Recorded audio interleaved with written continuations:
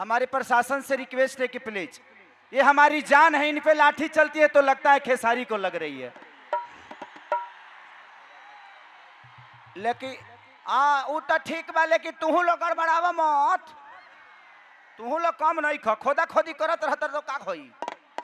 प्यार से देखा लो, प्यार से देख के जिंदगी चलाना है, ठीक है, आराम से। పోలీస్ సోదరుల వాళ్ళని దయచేసి వాళ్ళని ఏమనకండి ప్లీజ్, పోలీస్ సోదరులకు విజ్ఞప్తి, వాళ్ళని ఏమనకండి దయచేసి.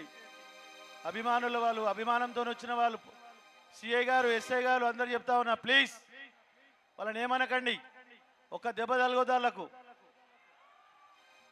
हाँ प्यार से, प्यार से, कोई खोदा खोदी नहीं करेगा, कह रहे हैं, आराम से देखो, ठीक है। कि देखो अक्षरा के मन बैरा गेला, तो माई के लागल बावे निमिया पझुलवा बलम के हवा झुरु झुरु लागेला, तो माई के लागल बावे निमिया पझुलवा बलम हवा झुरु झुरु चले।